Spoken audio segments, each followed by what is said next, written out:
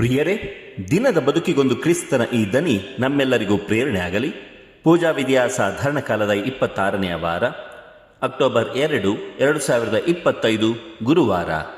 ಸಂತ ಲೂಕನು ಬರೆದ ಪವಿತ್ರ ಶುಭ ಸಂದೇಶದಿಂದ ವಾಚನ. 10ನೇ ಅಧ್ಯಾಯ 1-12 ವಚನಗಳು.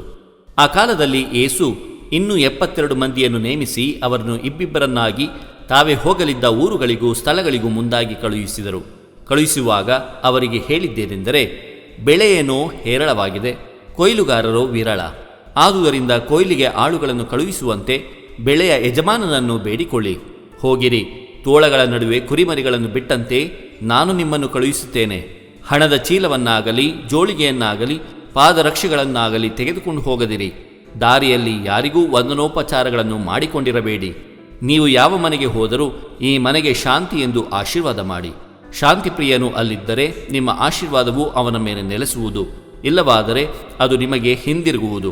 ಮನೆಯಿಂದ ಮನೆಗೆ ಹೋಗದೆ ಆ ಮನೆಯಲ್ಲೇ ತಂಗಿದ್ದು ಅಲ್ಲಿಯವರು ಕೊಡುವ ಅನ್ನ ಪಾನೀಯಗಳನ್ನು ಸೇವಿಸಿರಿ.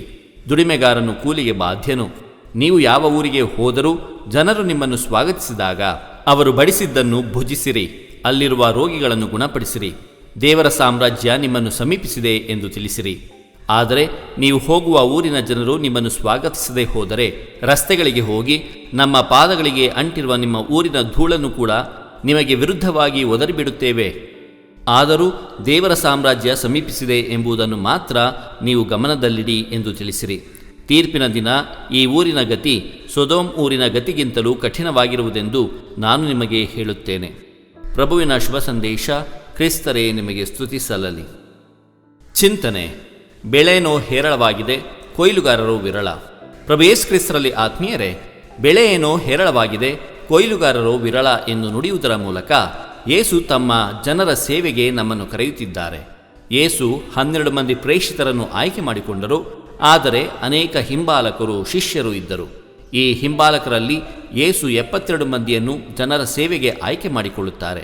ಸಂಖ್ಯಾಕಾಂಡ ಅಧ್ಯಾಯ 11ರಲ್ಲಿ ಮೋಶೆ ಜನರ ಸೇವೆಗಾಗಿ 70 ಮಂದಿಯನ್ನು ಆಯ್ಕೆ ಮಾಡಿಕೊಂಡಂತೆ ಯೇಸು ಜನರ ಸೇವೆಗೆ, ಶುಭ ಸಂದೇಶದ ಪ್ರಚಾರಕ್ಕೆ 72 ಮಂದಿಯನ್ನು ಆಯ್ಕೆ ಮಾಡುತ್ತಾರೆ. ಅವರನ್ನು ಕಳುಹಿಸುವ ಮುನ್ನ ಯೇಸು ನೀಡಿದ ಸಲಹೆ, ಮಾರ್ಗದರ್ಶನ ಅನೇಕರಲ್ಲಿ ಆಶ್ಚರ್ಯ ಮೂಡಿಸಬಹುದು. ಹಣದ ಚೀಲವನ್ನಾಗಲಿ ಜೋಳಿಗೆಯನ್ನಾಗಲಿ ತೆಗೆದುಕೊಂಡು ಹೋಗಬೇಡಿ. ಯೇಸುವಿನ ಹಿಂಬಾಲಕ ದೇವರ ಅನುಗ್ರಹದಲ್ಲಿ ನಂಬಿಕೆ ಇಡಬೇಕು ಮತ್ತು ಲೌಕಿಕ ವಸ್ತುಗಳಿಂದ ದೂರವಿರಬೇಕು. ಬೋಧನಾ ಕಾರ್ಯದಲ್ಲಿ ನಿರತರಾಗಿರುವವರು ಪ್ರೀತಿಯಿಂದ, ಶಾಂತಿಯಿಂದ, ಸಮಾನತೆಯ ಮನೋಭಾವ ಮೂಡಿಸಿಕೊಳ್ಳಬೇಕೆಂದು ಬಯಸುತ್ತಾರೆ. ಇದು ಧನಿಮಾಧ್ಯಮ ಮನೆಯ ಕೊಡುಗೆ. ಧ್ವನಿ ವಂದನೆಯ ಸ್ವಾಮಿ ಶಾಂತಕುಮಾರ್ ಜೆ, ಬೆಂಗಳೂರು ಮಹಾಧರ್ಮ ಕ್ಷೇತ್ರ.